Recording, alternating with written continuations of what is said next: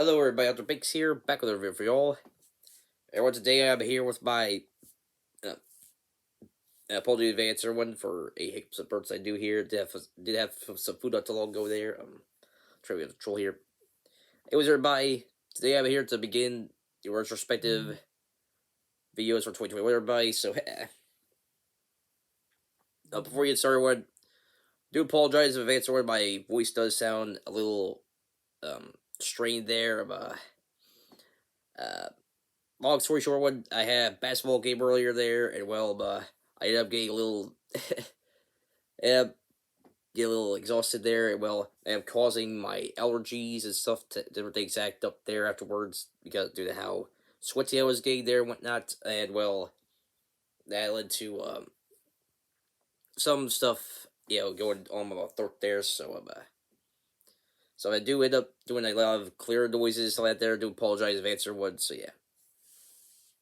Nevertheless, I am gonna be doing the video here one. So yeah.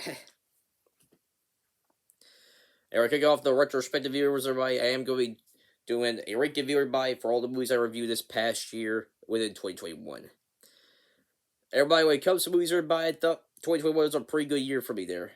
While there were some films I seen this year that I didn't necessarily like that much, but overall, I had pretty good enjoyment watching films there. It's all a mixture of films I saw for the first time this year, as well as films I haven't seen in a long time there. Managed to revisit. And some of the movies I've seen this past year become some of my all-time favorites.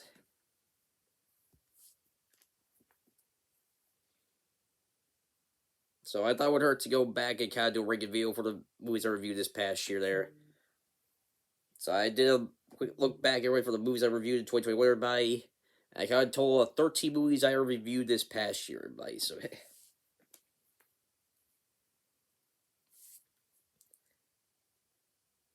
I said I ranked from worst to best there. While the bottom two were relatively easy to narrow down there, it was a little hard. It was a little tricky for me to narrow down after that point there.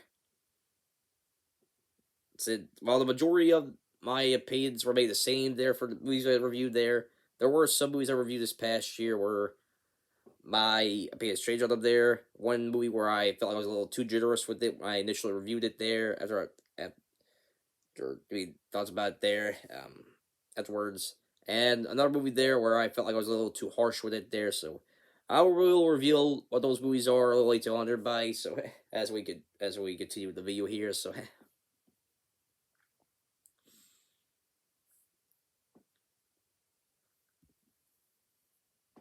I rate them from worst to best, everybody. So we're gonna be counting them down here. So before we do, we want a couple of quick honorable mentions, everybody. As I was originally going to review these two movies within 2021, but I did get ill at the end of December there, so I had to push it back there to review them in 2022, everybody. Those be my two most recent films or reviews, everybody. That being Spiderman No Way Home and Far From Home, everybody.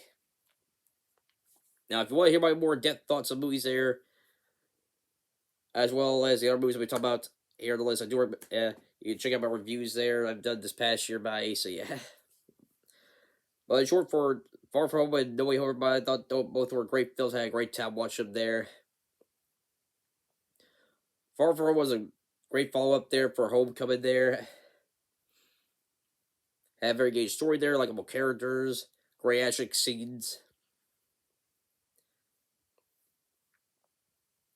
A great amount of development for Tom Holland Spider-Man there. Mysterio, my opinion, is probably the strongest Spider-Man villain since Doc Ock and Green Goblin for the Sam Raimi films.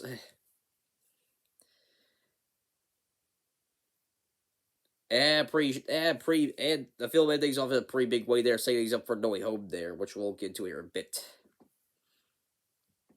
But the only criticism I'll give Far From Home there, probably a little friction there by, is that I have seen people point out that I felt like the relationship between Peter and MJ was a little rushed there. As much as I do like Peter and MJ's scenes in Far From Home there, I do feel like that's a pretty fair criticism to have there, as they kind of rush a little bit there, becoming boyfriend girlfriend by the end of the film there. For the side of that there, Far From Home was definitely a great film there.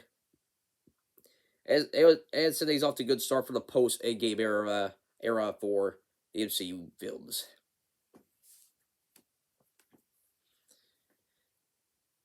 And as far as Spider-Man: No Way Home, everybody, like I said, it's probably the ultimate Spider-Man movie there. Spider-Man movie there by for any fan of Spider-Man to check out there. There's still some for everybody to join there for different eras of Spider-Man there from the original films to the main Spider-Man films are by sorry. I had a series of mix up there from one, but yeah. And a mixture of all the different eras of Spider-Man there, fans there enjoy from the original films to the main Spider-Man films and the MCU films there. Film did a great job following things up from the Homecoming there, as well as telling a story there, involving older and newer characters there. And film and things off in a intriguing way there that does have me curious to see what will be going on with Spider-Man, the MCU there, going forward there. But my only criticisms I got for the film there were just minor nitpicks there. Whereas much as I like Electro's character there in the film, and I thought the movie did a great job with his character there and give him closure. Doctor Strange did point out in the movie that the spell Peter had him do there was pulling in people who knew him as Spider-Man. And well, in context there, where in fact that context in there, Electro is probably the most pointless of the returning villains there because he never really found out about Spider-Man's identity there in Amazing Spider-Man 2. Well, I can't necessarily blame Sony and Disney much for going with him rather than the Green Goblin there for Amazing Spider-Man 2 there. And I shouldn't have to explain much as to why that's why the reason there reason why that being is. So yeah. And my other pick there was Sandman there, just team up with the villains there at the end. So there was a conflict of different goals there by, and well, so Sandman wanted to go back to see his daughter there, while the villains wanted to stay in the MCU world. I just found it was a little out of character, a little weird for him to team up with the villains at the end of No Way Home there, the big final fight. But aside from that, everyone, No Way Home's a great Spider-Man film there. As if one film I definitely should recommend you go check out if you haven't seen it yet there.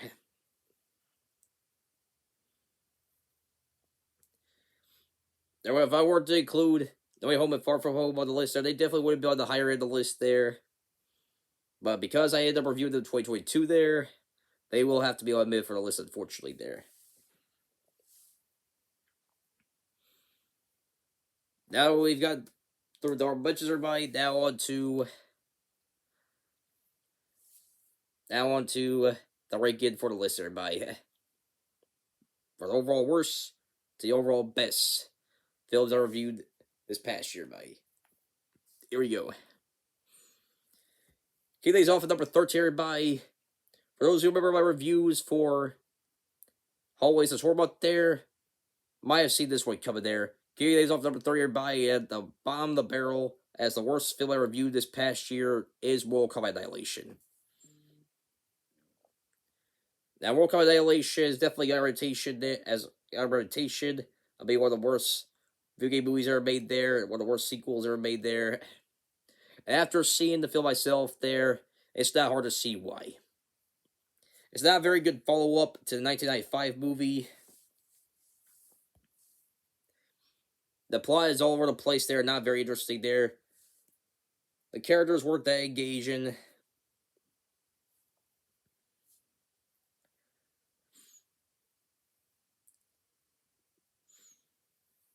The action scenes there didn't really feel like they were made to have any major stakes involved there.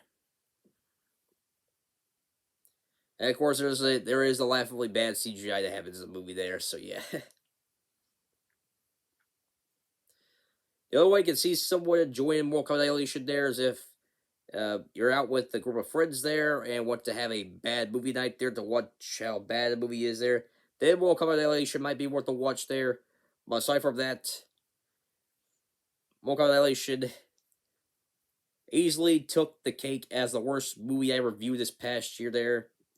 After after a little bit of debate with myself there, it is currently the worst film I reviewed thus far by YouTube channel there. So, Emoji Movie, congratulations. You no longer have that title after 4 years. That now belongs to World Cup Annihilation there. How long ago? Keep everybody, we'll have to wait and see.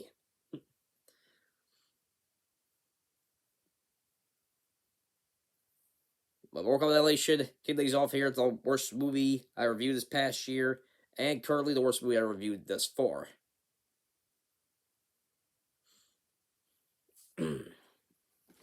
Again, everyone, apologies in advance for clear the throats there, for voice there and whatnot, so yeah. Everyone, coming in at number 29, everybody, is the theatrical version of Justice League. There, I should actually explain much as to why it's this low on the list here. Justice League's earned reputation of being one of those disappointing superhero films in recent memory there, and it's not hard to see why there. While there are some enjoyable elements of the film there, like the action scenes, I did enjoy seeing Superman and Wonder Woman's characters there. From seeing Man of Steel and Wonder Woman there. I did kind of like Flash's character in the film there, but aside from that, the rest of the heroes there, I didn't really care much for there, which is a shame because Justice League did feature a good number of my favorite heroes in the DC universe there. The main villain was that intriguing there. Phil does a very bad job explaining the overall plot there. And again, not very engaging there. Make you care much what's going on. And there are definitely different parts of Justice League, the theatrical version of Justice League, that just boring to sit through there. Like I said in my review of Justice League, everybody, one of the biggest sins a film can make is being boring to sit through.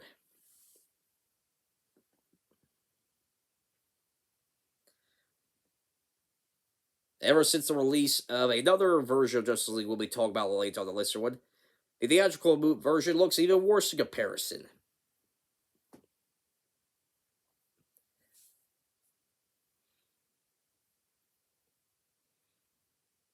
So while it may not have gotten the overall worst film I reviewed this past year, the theatrical version of Justice League had a lot of problems with it there. Definitely set an example for studios of how not to rush out a cinematic universe.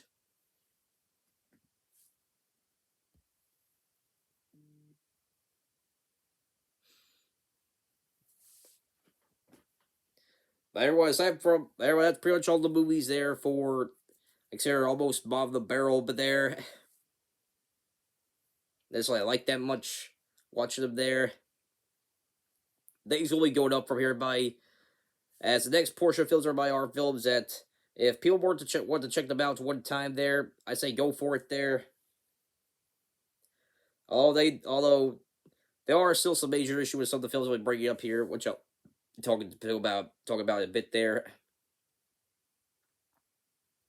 But the list will be getting progressively better from this point forward. So yeah.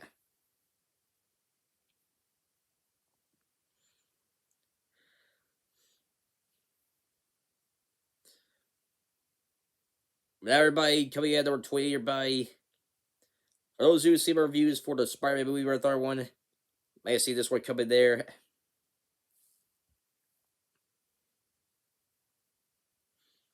Coming number 20, everybody, is the Amazing Spider-Man 2, everyone. Now I shouldn't have to go into much detail as to why Amazing Spider-Man 2 is low on the list there. It has similar problems to another Spider-Man movie we talk about there, but in this case worse there because it not only have the similar issues to that film, it's also trying to build up a cinematic universe there that will be fleshed out there.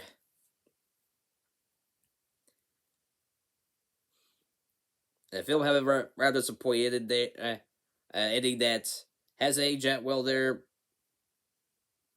It took us 7 years to find the conclusion of what happened to that version of Spider-Man there.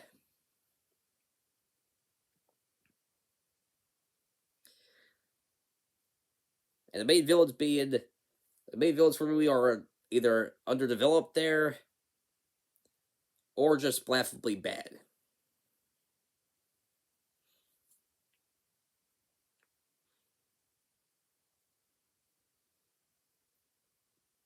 The only things I really enjoyed about maybe Spider-Man 2 there, looking back on there, were the action scenes there. They were fun to watch there. And I thought the film did a very good job following up with Peter and Gwen Stacy's relationship there. I thought both Gwen and Peter had great development throughout the movie there.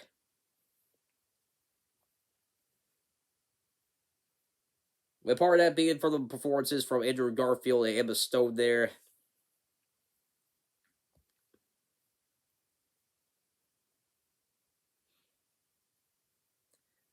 And definitely have a strong contender for me, probably be the best couple of Spider-Man movies thus far there, my opinion. But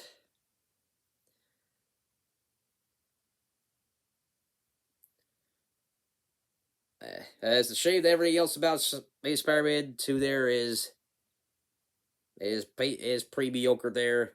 And a lot of the stuff the film does try to set up for will not be followed up on there.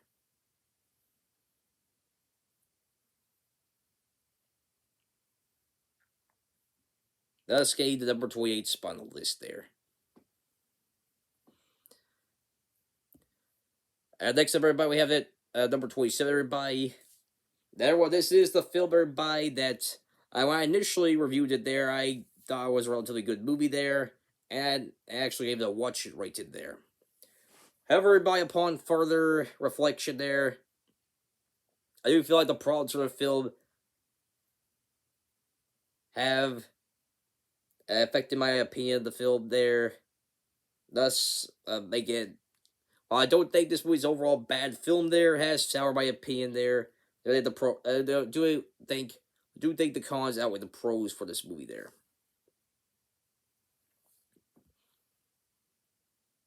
Number 27, everybody, we have Wonder Woman 1984.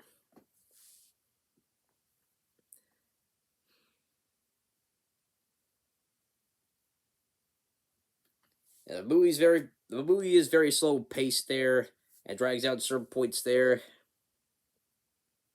The overall plot for the film there, I felt like could have taken place the other year there. I wouldn't necessarily have much of a difference there.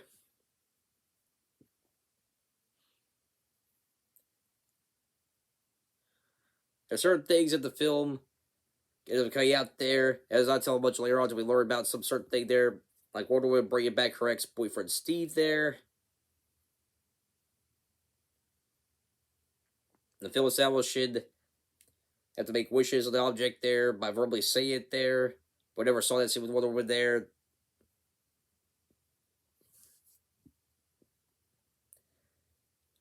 The main villains aren't that interested there.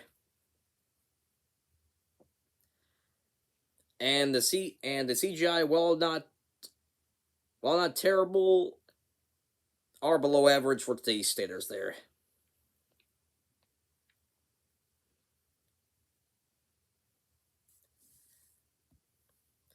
Similar to Amazing Spider-Man 2 there, the two things I really enjoyed in the film there were the action scenes there, and Gal Gadot's performance as Wonder Woman there. And at least Wonder Woman 1984 had a conclusive ending compared to Amazing Spider-Man 2 there.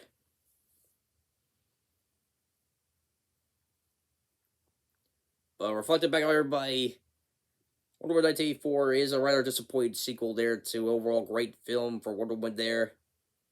And hopefully Warner Bros. Will bounce things back up for the Wonder Woman movies there with Wonder Woman 3. Whenever that will be coming out.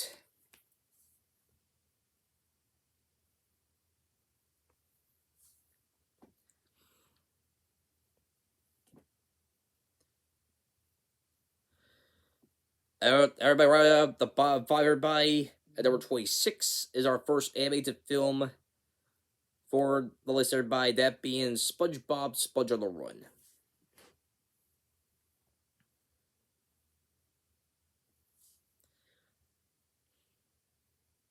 Now, some of you might have seen this movie eventually coming there, so I did say it is the weakest SpongeBob movie we've gotten thus far.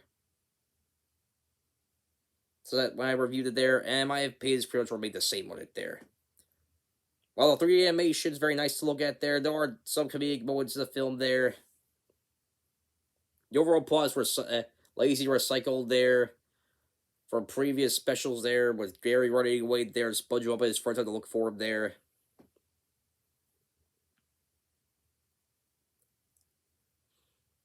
And it just felt like the movie was just made to promote Camp Coral there, which was premiering not too long after the release of SpongeBob SpongeBob the Run there. Felt like this movie was only made there to a giant advertisement for Camp Coral there. Especially the case there where near the end of the movie there's supposed to be a giant emotional moment scene there with different characters, how great SpongeBob is and whatnot there, but it just flashbacks of when they were at Camp Coral there.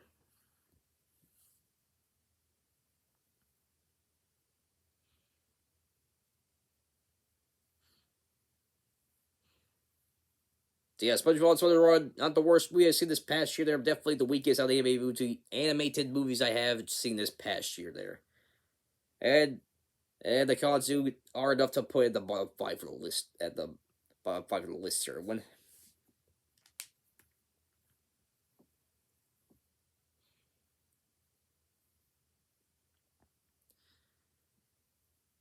Next up, everybody, entry number 25, everybody. We have Space Jam: A New Legacy.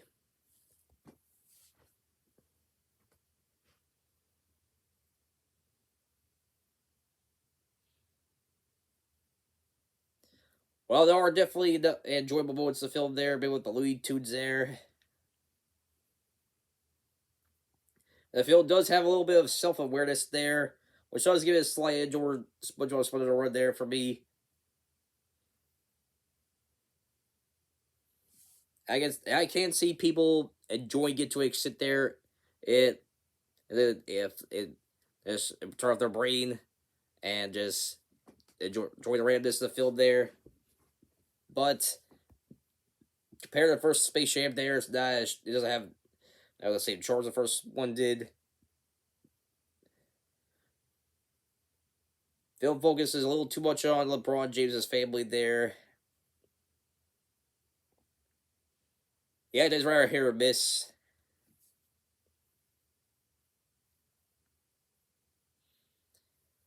And kind of like I said, similar to SpongeBob the Run, Camp Coral there. I felt like this movie was just a giant advertisement there for Warner Brothers there, all their different properties there.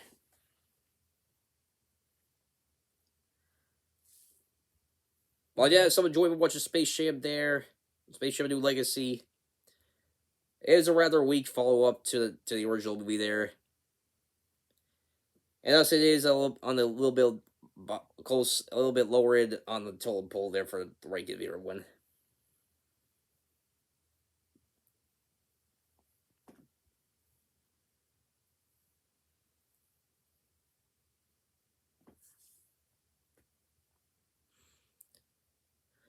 Coming at number 24 by, we have Children of the Corn here.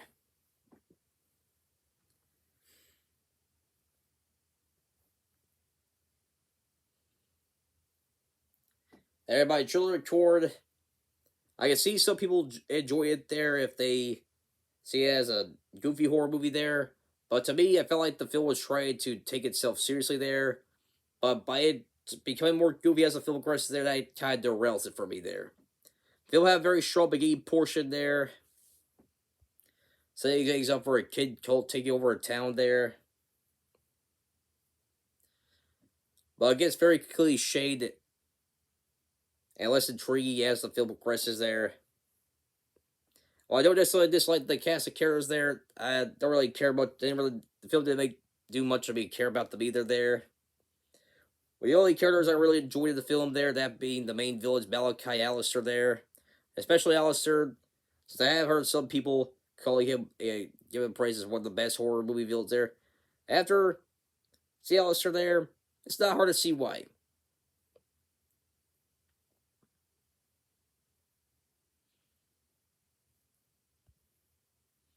But Children Court overall was just an okay horror movie there.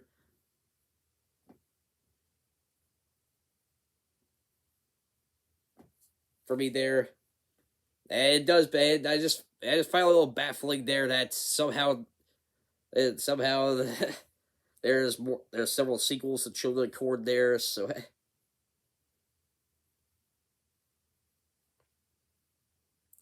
whether if I'll review those sequels or by, we'll wait and see there. But first Children of Corn was just overall okay horror movie there.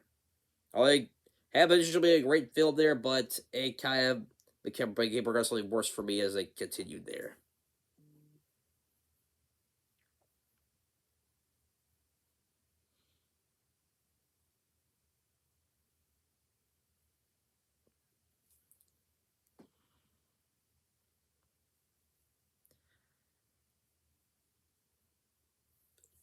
Oh, sorry for burning one.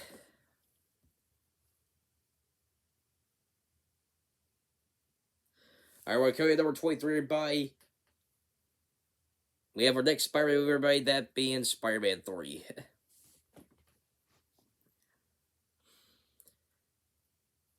Now, I really don't have to go too much into detail there. I mean, movies are all, really tried focused on different elements there. Too many eggs in one basket there, but ultimately gave a rather mediocre final film for the Raimi films there. With the villains not being fleshed out enough there.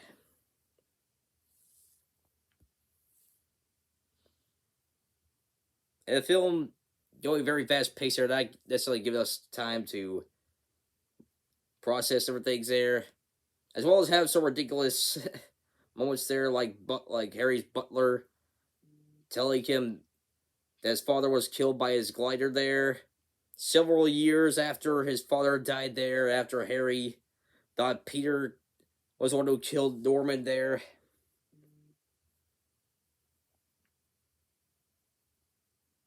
So yeah. Although while there are a lot of problems with Spider-Man 3 by, there are still some good elements of the film there. Like the action scenes being very enjoyable there. The birth of the Sandman scene. Remember people giving big praises to that scene there. And looking back on it there, it's not hard to see why there, as is a great scene within itself there. Work of CGI.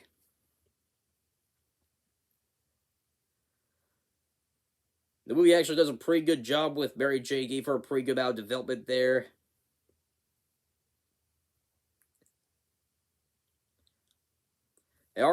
There is still joy of the film there, and some entertainingly bad moments there, like when the moments with Peter, this and the there's a symbiote there at a certain period of time.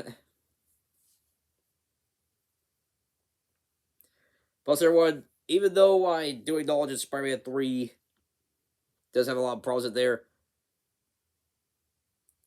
I'm not gonna lie, a part of me can't be too, critical of the film there. There's a little bit of nostalgia there for it, because I did initially like it there when I saw it as a kid there.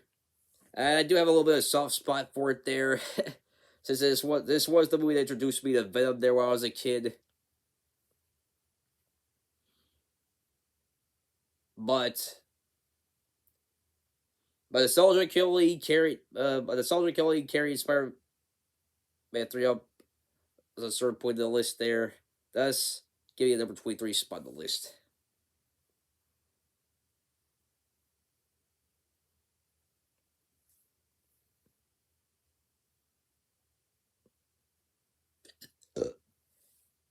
Sorry again for Burger One. But anyways, our way of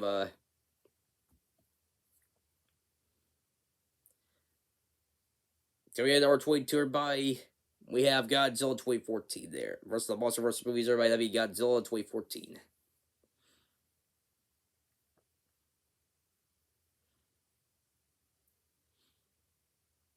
Everyone, Godzilla 2014. When it focuses on Godzilla there, the film is very enjoyable, and the monsters, the film is very enjoyable there. And the final fight scene there was definitely also a scene between Godzilla and the Mutos there.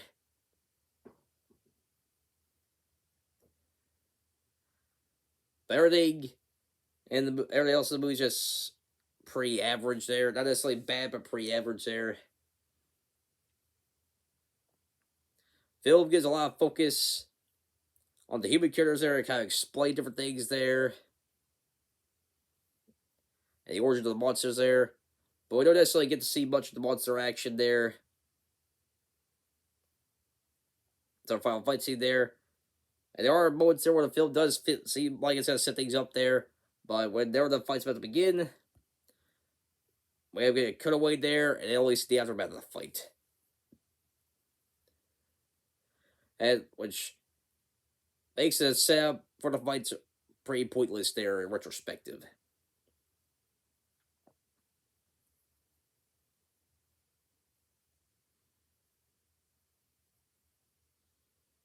Now, the good thing is the MonsterVerse movies did get progressively better after Godzilla 2014. Well, it was a terrible start there. The beginning of the MonsterVerse films could have been a lot better there if they just tweaked some things with the movie there. What film does do a good job that it does very well at there. So that's something it's getting a little higher than some of the other movies I previously talked about there.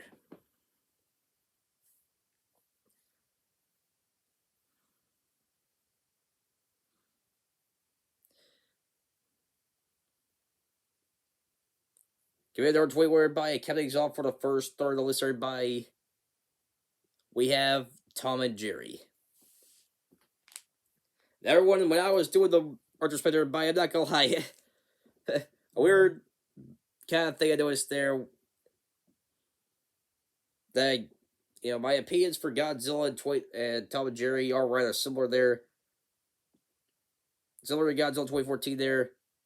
Whenever Tom and Jerry movie focused on Tom and Jerry there, they are very entertaining scenes there. I thought we did a very good job, not only with the animation there, but also bring good adaptations of Tom and Jerry to the big screen there and the other characters as well. When the film focuses on them there, it's very fun to watch there. But it does focus, but unfortunately, Tom and Jerry aren't necessarily the main focus of the movie there, and it does focus more on the human characters there, with the one lady getting a job at a hotel there, becoming a wedding planner there for a couple there, and stuff like that.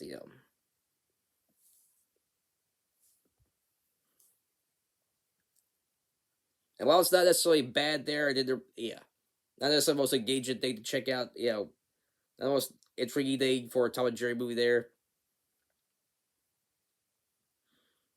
Although I will give the 2020 movie credit, there is definitely a step up from the animated movie we got back in the 90s there, so...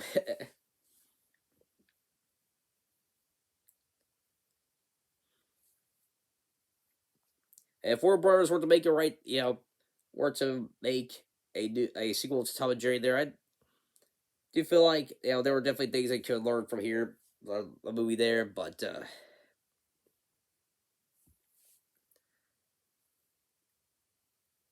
but unfortunately, Tom and Jerry not necessarily a focus there. That does kind of damper the joy of the film a bit there.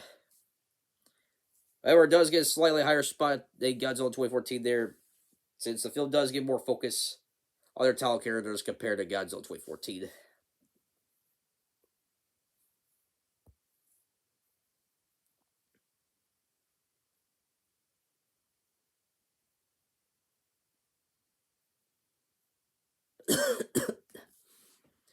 Sorry, why I had a little something throat there. And apologies, everybody very coughing, stuff like that, doing the video here.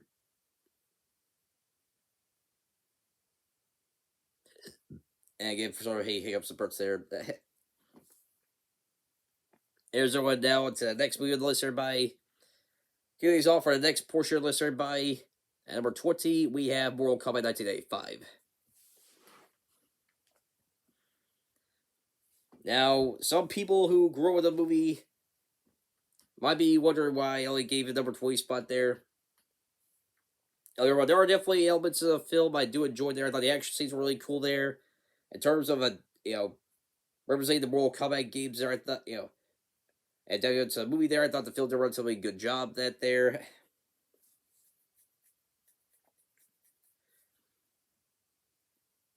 I do like a lot of the characters there, both the heroes and, well, most and some of the villains there. Yeah,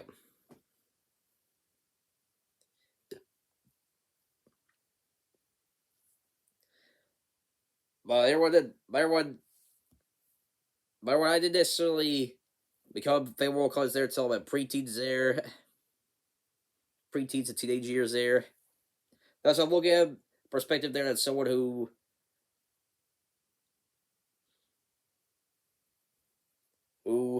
did not grow up with the Mortal Kombat film. To me, Mortal Kombat 1995 was just a pretty okay film there.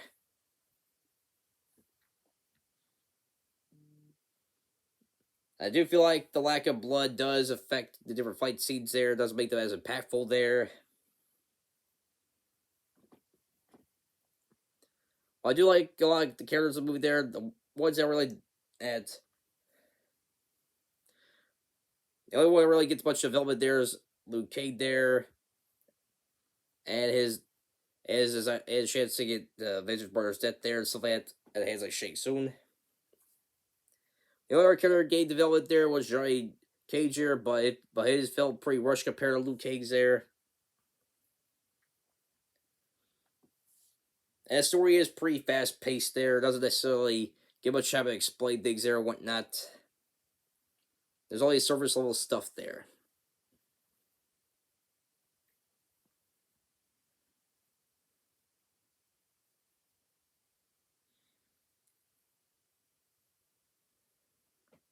Which may be a bit of a deal breaker for anyone wanting to see a more common movie with a engaging story to it there.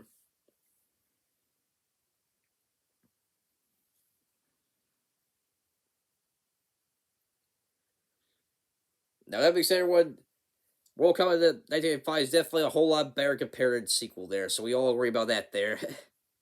Plus there are enjoyable elements of World Cup 1985 there. I do help it put a number 20 spot on the list here.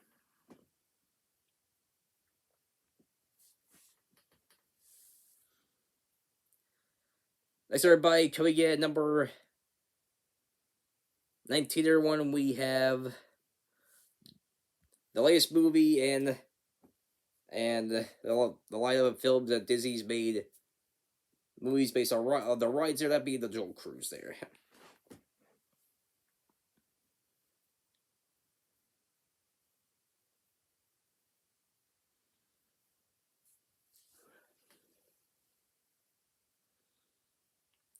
Everybody, Jungle Cruise.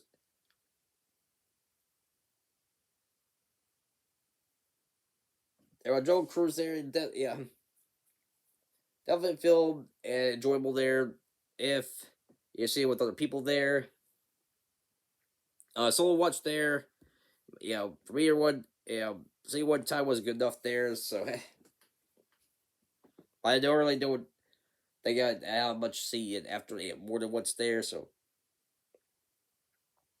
I felt like everything.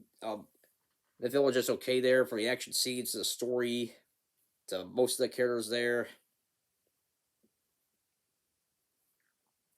But the real strong thing there, I did really like about the film there was the chemistry between the Rock's character and I can't remember her name, but the main actress's character there. So they had good chemistry when they're there. I do like their characters there.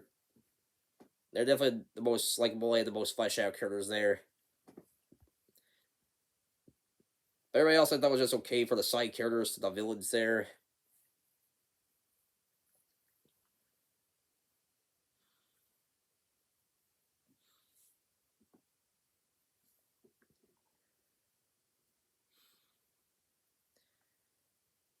If Joe Cruise did something a little bit more unique compared to other action adventure movies there, it probably would have got a bit of a higher place there. But I don't necessarily have any regrets watching it there. Had a good time watching it the one time there, but that's probably good enough for me there.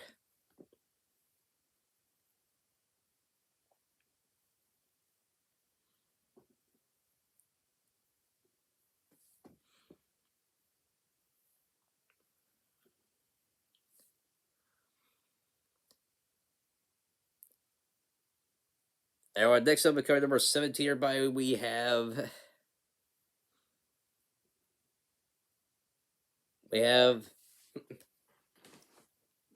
The oldest movie I reviewed this past year, by that being King Kong vs. Godzilla there. Everyone, King Kong Godzilla's there. Godzilla is definitely one of those films that is not meant to be taken that seriously there. It's a very goofy movie featuring two of the most iconic monster characters of all time there.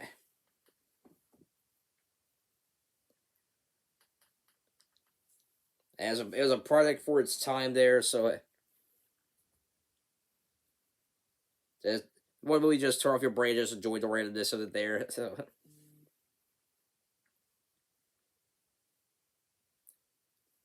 as fan of both Godzilla and King Kong, there was it was fun to see the first counter between the two of them. The movie there, the fight scenes were pretty enjoyable there.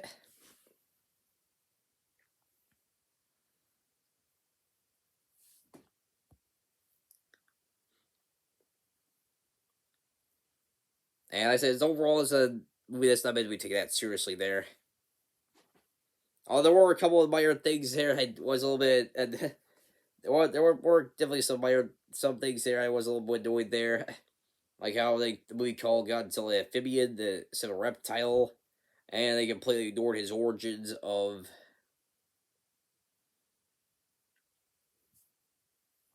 But they ignored his origins there, being a creature created for nuclear bomb testing.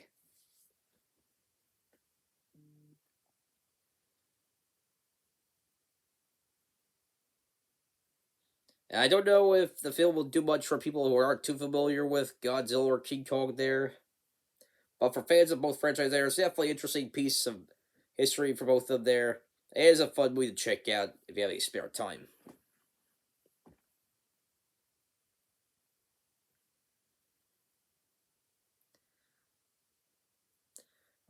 Next up, everybody, capping things off for the first half of the countdown, everybody. We have the first Space Jam at number 16.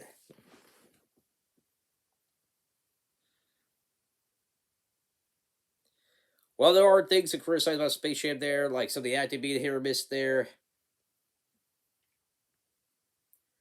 And this being Little Buddy's debut there, Looney Tunes just being okay there. Not necessarily the strongest impression there. It is a movie featuring Looney Tunes there. Well, it's the Looney Tunes mainly known for the comedy there. Not necessarily too much for having a engaging story there, so it's another one of those films that just turn off your brain there. Just really the ramness there. The film did a pretty good job with the balance and focus on Michael Jordan, the Looney Tunes there. And the scenes with Looney Tunes were pretty funny there still to this day. Despite some minor out of character moments there. And Space Jam definitely is a product there that kind of represents a crossover that's weird in concept there, but managed to works pretty decently there execution there. So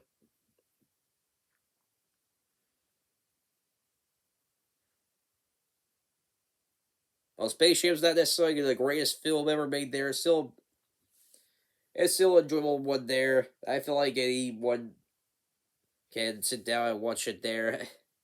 Just enjoy the goofiness it provides there.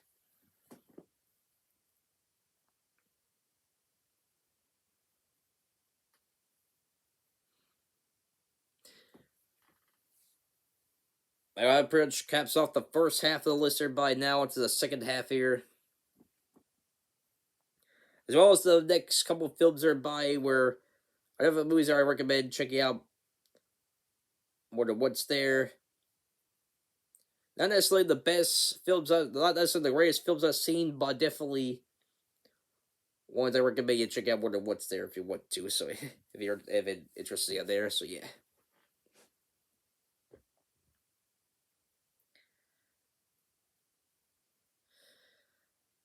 Getting things off for the top 15 everybody. At number 15, we have Mortal Kombat 2021, everybody. Everybody, in my personal opinion, this is the strongest Mortal Kombat movie we got so far there. As does a pretty good job. Sorry, I burped there. Does a pretty good job executing different things there for the games and bring them to the big screen. having the best action scenes in live action Mortal Kombat movies, especially now they get the inclusion of blood there, make it more impactful.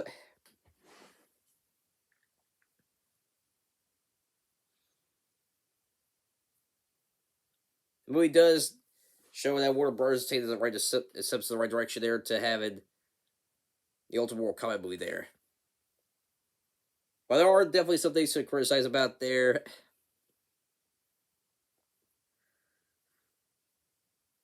The villain characters there, aside from Kato, were not too intriguing there.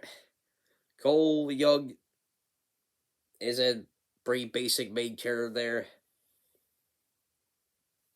It is a little weird having Mortal Kombat movie there without the Mortal Kombat tournament in it there.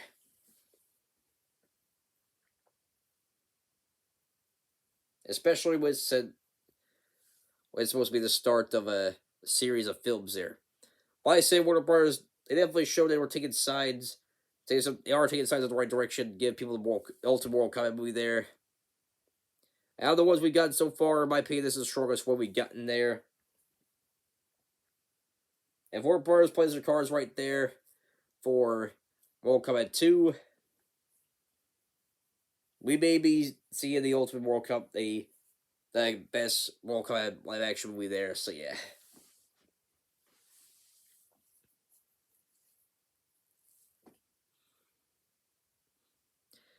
Next, everybody, we have number 14 here.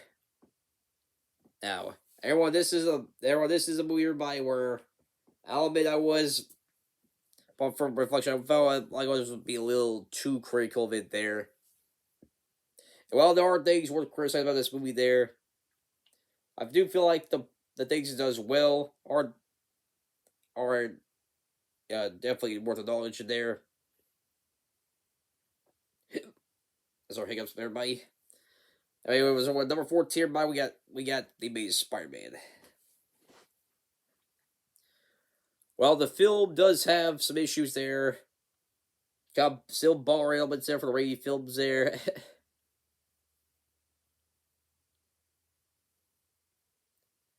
And the Lizard not being too that much of a fleshed out villain there.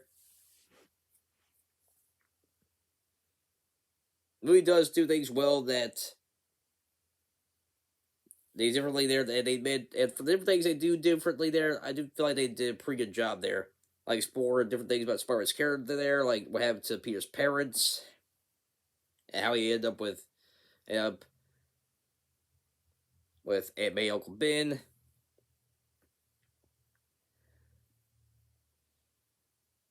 Andrew Garfield's performance as Peter and Spider-Man.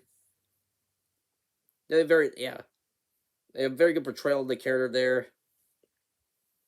As previously stated there, it was stowed as Gwen Stacy. Their chemistry was very well done there.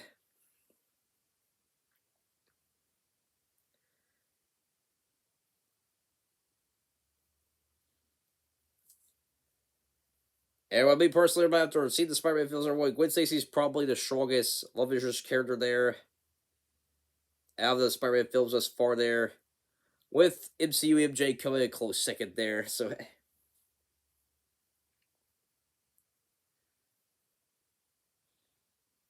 there are definitely so there are some things worth criticizing about Maze Spider-Man there. Things it does do different. They do, and as well it should be acknowledged there.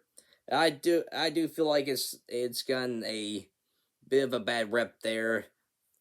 Be the black sheep out of the Spider-Man films there. So yeah.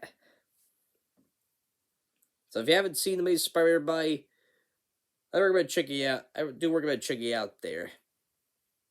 It may not be the best one, but still pretty enjoyable.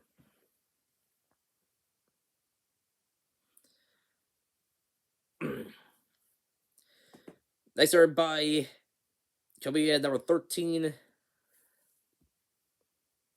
Sorry, my mind mixed up the numbers here.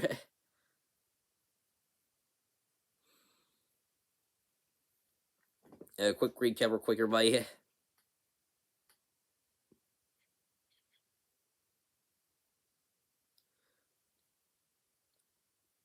Let's say number 14 there, everybody. Coming at number 14 by we have Godzilla King of the Monsters there.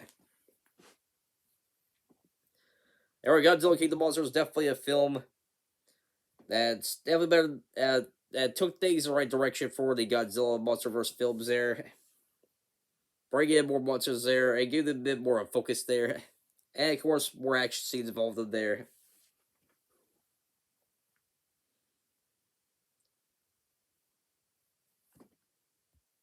Now, the action scenes involving Godzilla, Rodan, Mothra, and Ghidorah are very dribble there, especially the final fight there, which is a strong contender for the best fight scene in the MonsterVerse thus far.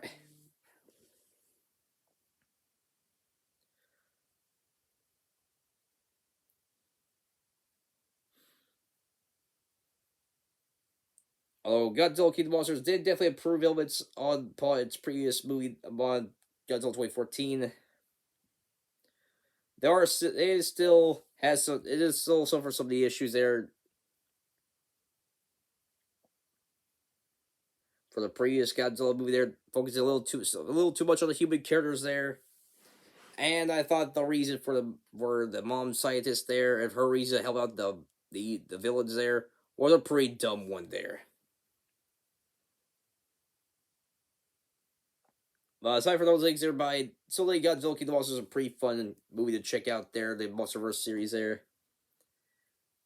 And it definitely take things the right direction for Godzilla and the MonsterVerse films, so yeah. After a rather disappointing start for Godzilla 2014. Rather okay start with Godzilla 2014.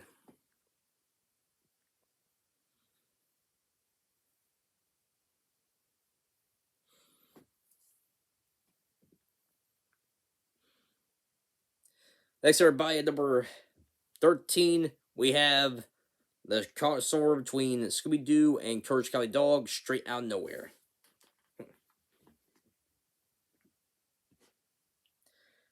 Well, there are some things worth criticizing about the film there, like Ace Rev stuff in that felt like a little pointless, like the rap scene with Eustace. It does have some of the cliches of the modern straight-to-video Scooby-Doo movies there, like Vilma being obsessed with proving that there's no supernatural elements whatsoever. And I thought it was a little unnecessary for the movie to try to explain all the random things that happen nowhere there, since Courage didn't necessarily focus on that element there. It's kind of a thing that the audience, you know, accepted that there's a random place that had random things going on there. And didn't necessarily need an explanation there. But this movie was able to be a enjoyable crossover between Scooby and Courage Cowardly Dog. And that department there, I thought the film did a very good job there, as it was fun seeing the characters from both franchises interact for the first time ever there.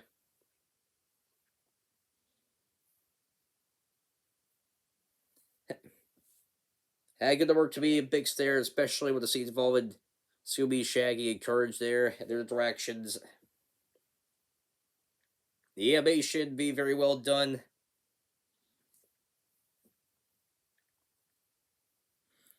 There's definitely one crossover that met fans' expectations there.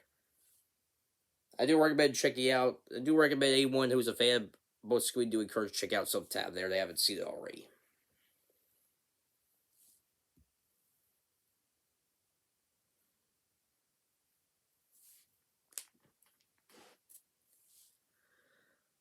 Coming in at number 12, everybody, we have Hocus Pocus, or one. Everyone, Hocus Pocus is a simple but fun Halloween movie. Simple but fun movie to watch during the Halloween time there.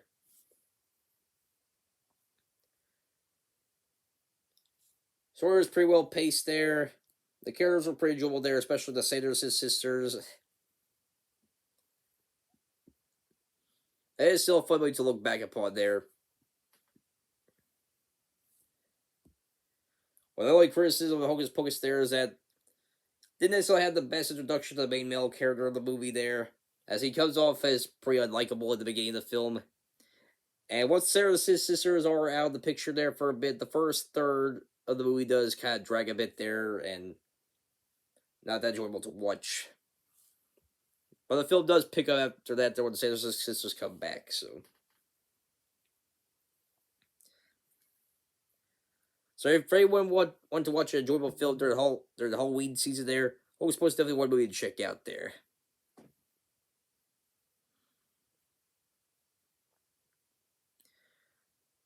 Capping things off, everybody, at the 2/3 mark, everybody, at number 11, we have Raya the Last Dragon. Well, Raya the Last Dragon isn't gotta go down as the greatest animated movie from Disney there. It set things off to a pretty good start for Disney in the 2020s era, for 2020s decade there. And great animation, great action scenes, show all kinds of characters there. The only real criticism for Raya the Last Dragon there is that the film felt like it wanted to tell more there, like all the world building did there. But it wasn't necessarily given enough time to flesh everything out there. Thus, some of the characters, while very likable there, do feel underdeveloped.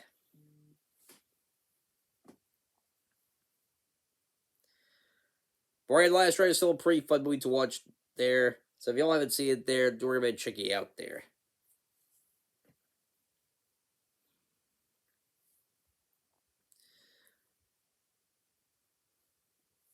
All right, but here we go. We're now at the final stretch of the ranking of everybody.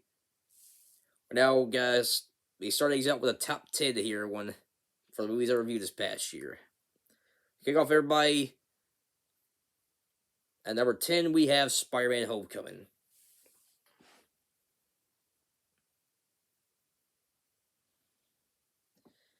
Spider-Man Homecoming was a very good start for Tom Holland and his series of films there within the MCU. They did a great job, fleshing out Peter's character there. The majority of the cast of characters were very enjoyable there. Action scenes were pretty fun to watch. And the movie had a pretty good balance of when taking itself seriously there and having its comedic moments there.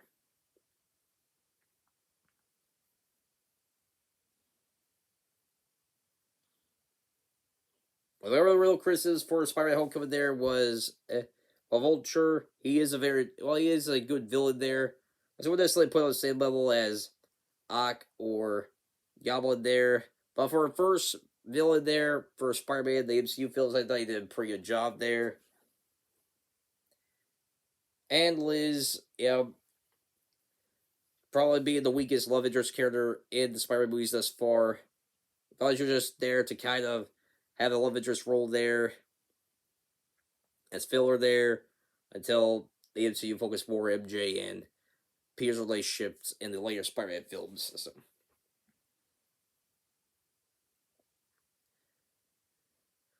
So that there, Spider-Man Homecoming there, it's still a very good film. If y'all haven't seen it there, I do recommend checking it out there.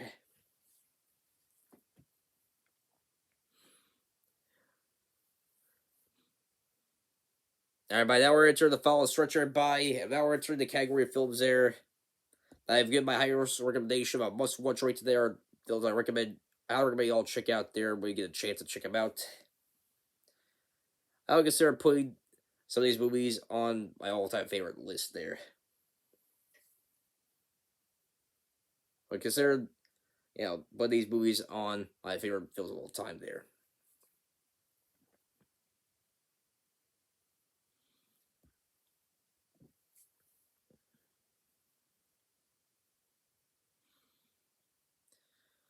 There we cut. To kick this off, everybody, at number 9 for the list, we have Spider-Man the Spider-Verse. For the first animated Spider-Man movie there, definitely set a pretty high bar there. But the 3D animation being done very well, and cast a new standard how to do it there, especially the action scenes there, which does help in the Spider-Verse there, having strong and terrifying, probably the best action scenes in any Spider-Man movie thus far there. And the film did a pretty good job balancing things out there, being an origin story for Miles Morales. have made a strong debut for him in the Spider-Man movie there, as well as focusing on a concept of a multiverse with different spider people there.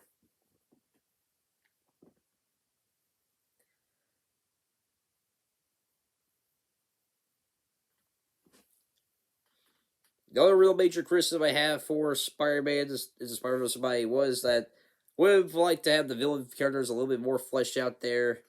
I do feel like a good number of them were just served there for just villains for the different spider people to fight there.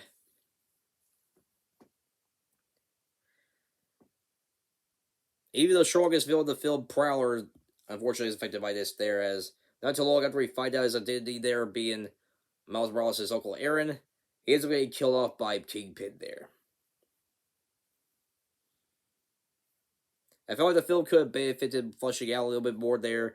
If, stayed the conflict between Miles and finding out that his uncle is working for the main villain Kingpin there, so that. But for a short time, it did a very good job there.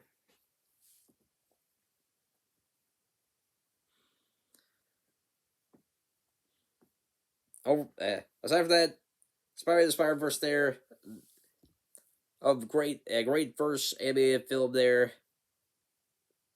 I'm definitely looking forward to seeing more of the characters there and what's going to be happening for the next films in the series there with Across the Spider-Verse Parts 1 and 2.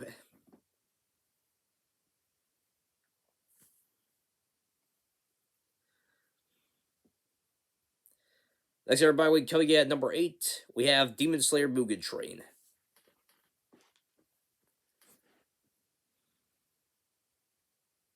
And on Demon Slayer Mugen Train, definitely an example of a great follow-up for the definitely a great follow-up to the first season of Demon Slayer there. Giving just all the characters a focus there, and good development there. Strong action scenes there. Great animation.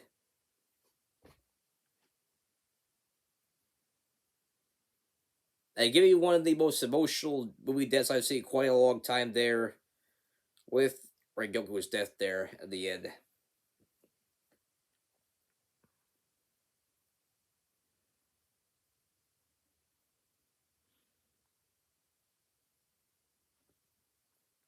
The only criticism I have for Demon Slayer Mugen Train by is some of the CGI that the film does look a little bit out of place compared to 2D animation. And the overall main villain was a rather weak one there. And only kind of served as a bad guy to fight for the heroes to fight there. But doesn't necessarily serve much of a purpose there, the overall story there.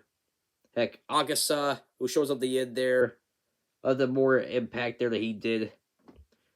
Which just kind of goes to show how overall of a weak made villain he was for the movie.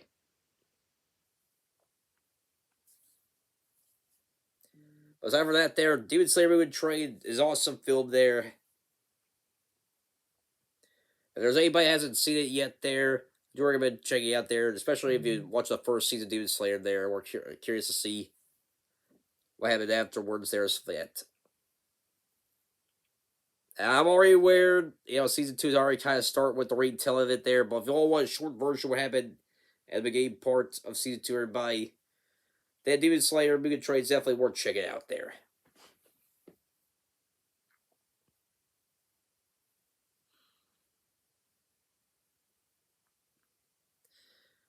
Thanks everybody coming in at number 8 here. We have. Oh, sorry, my bad. My bring some numbers, everybody. Demon Slayer Mugen Train was number 8 there. Missing number 7. Coming in at number 7 by. We have Godzilla vs. Kong. Now, I shouldn't necessarily have to explain much as to why the film is high on the list here. It was a crossover. A lot of people have been wanting to see happen there since the MonsterVerse series began, and it did not disappoint.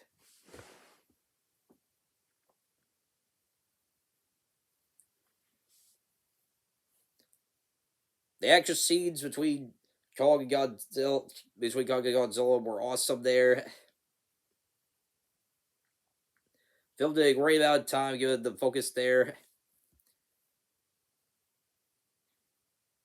Like fleshing things out with Godzilla and King Kong there. And actually things up there for both the future both future films there for both of them there, the MonsterVerse. It is an overall fun, action-packed film to watch, monster film to watch. The only criticism I have there is that it does kind of continue to have the trend of focus on the human characters there, but it felt the most balanced out of the MonsterVerse films. Well, aside from one other one I'll bring up here in a bit, but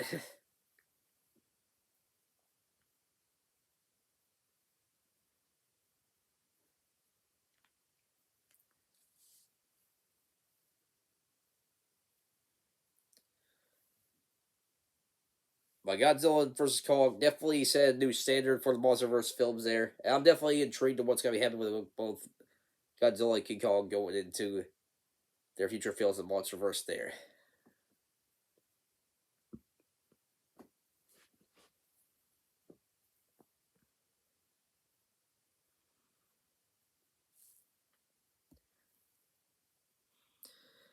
And everybody wrapping things off at the first half of the top 10, everybody.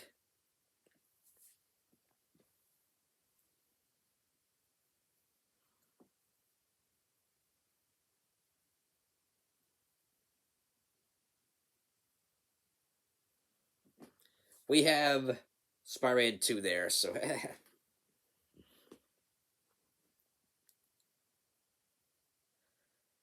now everybody try not to go into big detail much here. But Spider-Man 2 is an example of how to be a great sequel for superhero film there. Phil does a great job fleshing out Peter's characters there. The events of the first movie there. Doc Ock,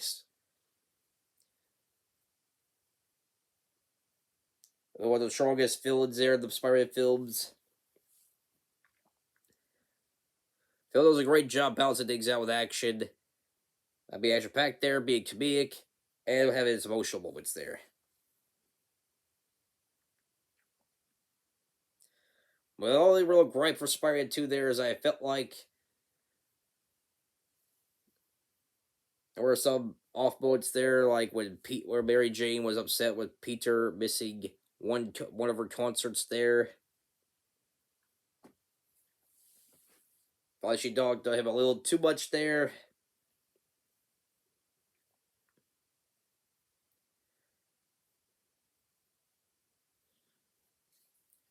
And while the train scene was an awesome action scene there, I can see people making a bit of defense there. That'd be a powerful moment there for Spider-Man series.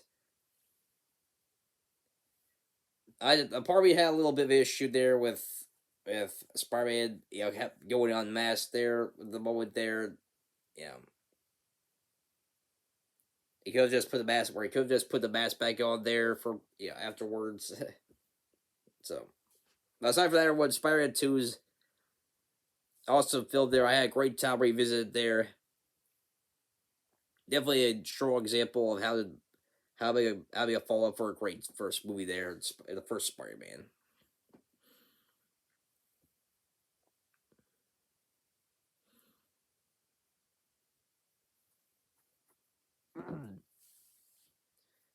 Sorry for my noises I make with everybody. Anyways, everybody. Next up, to cap off the top five, to start off with these off for the top five, everybody. For the films I reviewed this past year, we have The Shining. Everybody, I've heard people call Shining one of the greatest horror films ever made there. After seeing it, it's not hard to see why there. The movie's very suspenseful there, keeps you wondering about different things there. What's actually happening there, what's not just mind games with the characters there.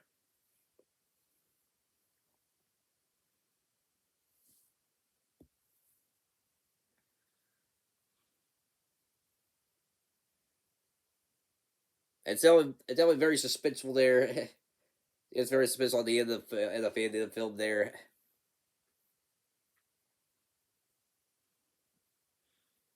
Well, the only minor gripe there I have with the Shining there was I thought it was a little dumb for the main kid character. I can't remember his name at the time there. They might it was Max there, but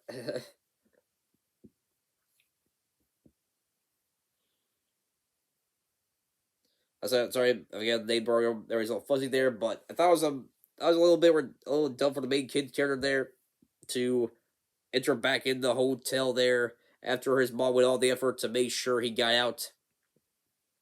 Wherever the dad was coming in there with the in the bathroom there, trying to kill him with an axe there and whatnot.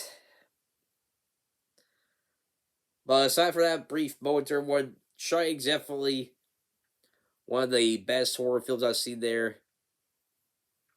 Definitely one check out there if anyone's interested in wanting to watch a very strong horror movie there.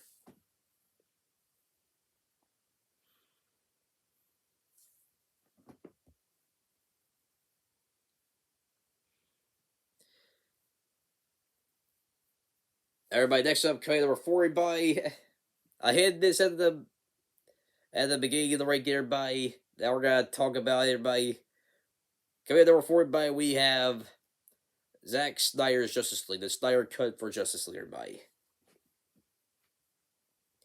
Everybody, for years, a lot of people wanted to see Zack Snyder's full vision of Justice League come to fruition there, and we finally got that this year there. And man, it did not disappoint.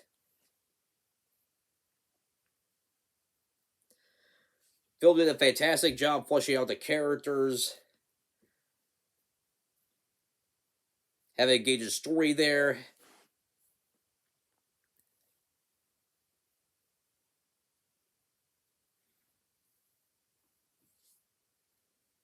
And it definitely had you hooked from beginning to end there. But you say how long the movie is there, that is no easy feat to accomplish there.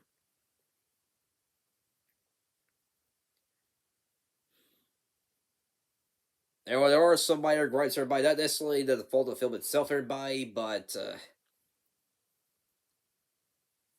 there's a couple minor things. While it was awesome time watching Snyder Cut everybody for Justice League, the movie is 4 hours longer by well,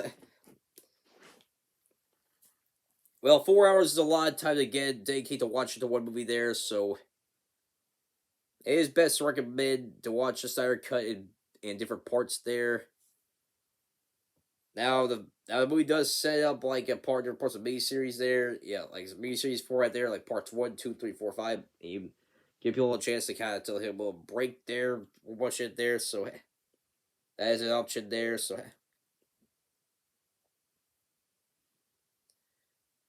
and unfortunately, there the film does set things up there for future films there. But at the time of this recording there, it seems very likely that we won't be seeing that kind of happen there. As at the time of this recording there, Warner Brother hasn't shared much interest there into exploring more of the Snyderverse there.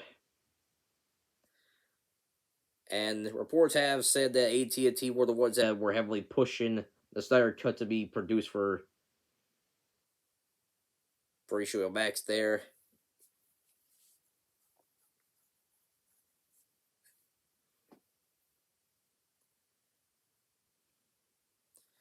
Well, I have heard some people say that there have been some rather toxic people in the fan base there, with some individuals even going as far as saying death threats to different people in Warner Bros. There, which is very wrong to do, and something I'm heavily against. But the majority of the fans for Snyder's films there just wanted to make sure see a bit of revival there for Zack Snyder's vision for the Justice League movies there. And especially, like I said previously, they're considering what happened with the theatrical version of Justice League there. It was something that people wanted to see for a long time there. Now, unfortunately, everybody, we won't be seeing seems that neither Warner Brother or Zack Snyder have shown interest in to work with each other much there.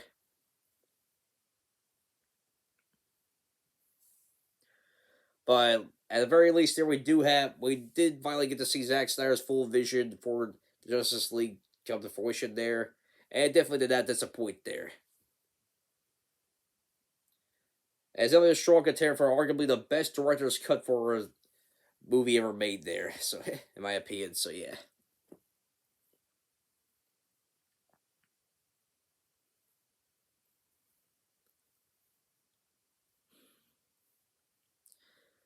Give me a number three by everybody. The top three by.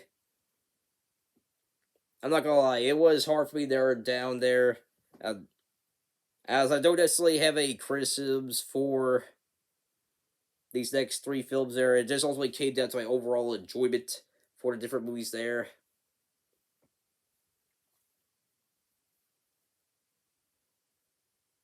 And as well as which one was most impactful for me this past year. So I tell you number three by for the list is the last of the MonsterVerse films, that being Kong Skull Island. Everyone, I'm not gonna lie, part of me was a little bit weird. Felt a little weird there because I've been a fan of Godzilla longer than I've been a fan of King Kong, but looking back at the MonsterVerse films there, I do feel like, Kong Skull Island there is the strongest of films there. It was a great start introduction for King Kong into the series there. Had a great balance between the monsters and the human characters there. Story was very engaging there. It was just a very fun, action packed film there. So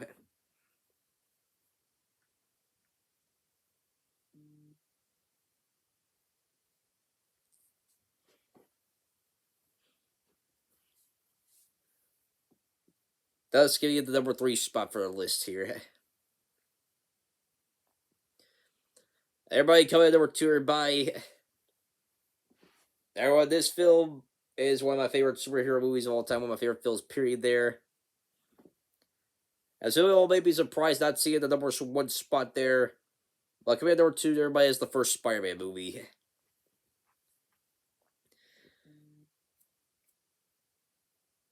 And everyone, Spider-Man, it was more,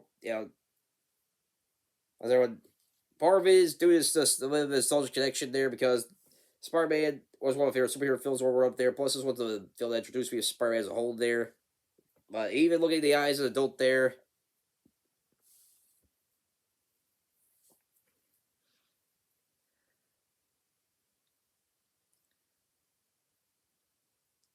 I still think this film holds up very well today. Today's standards there. A great, well-paced story. Strong cast of characters there. A good balance of emotional moments and comedic moments there. And it was overall a great start for Spider-Man and movie 4 there. And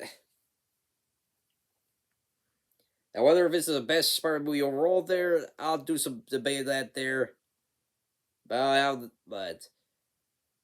the films of Spider-Man movie are there, at least the ones for 2021 I reviewed there. It definitely held as the strongest film for me personally thereby, and thus came at number two of the list ones. So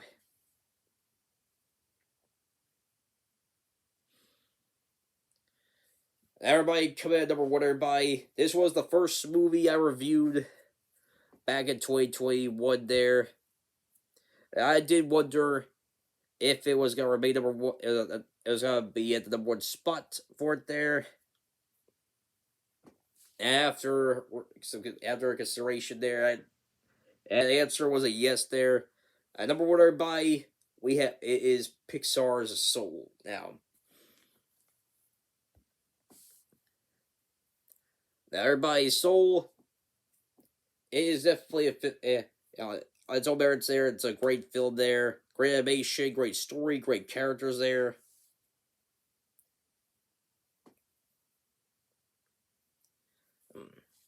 But what for me, everybody, what kind of submits Soul #1 for me, everybody is, well, it felt like it was a film that the world kind of needed to have dropped there because uh, there while we are still having to deal with different things, a pandemic. Thereby,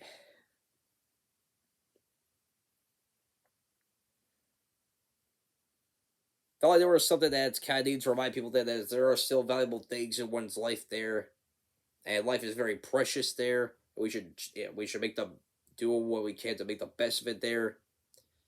And thus, Soul came out there, and I felt like Pixar did a very good job with the overall message of the film there. That remind people there that there is a lot of value in one's life there. It's important that we make the best of it there, and stuff like that.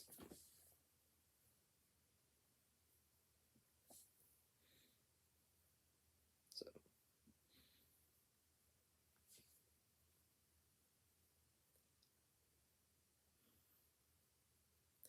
and while 2021 may not have been a perfect year there, I did make sure to look at the positives there and make sure to keep my spirit up for different things there. And part of that is the Soul there, remind me and others there that there are still valuable things in life there, and it's very important we make the best of what we got there.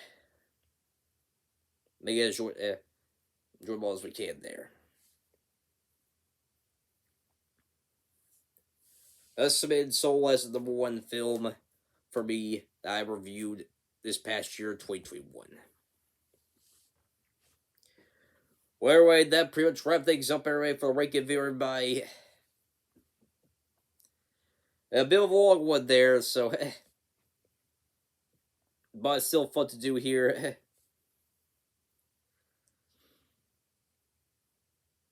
Like I said, this is just the beginning of the 2021 retrospective videos by. So I got Playboard there. I'll be doing a ranking video there for TV shows I reviewed this past year. Oh, that won't take as long as this one did, though. I also got top 5 male and female wrestlers of 2021 coming out, and VTuber retrospective video for 2021, everybody. So make sure I'll see that there. There's other videos come out this month already, but thanks up for everyone. Oh, so here, make sure like button. New channel, subscribe, notification icons, make uploads. I'll see you all next time. Those are big out. Peace.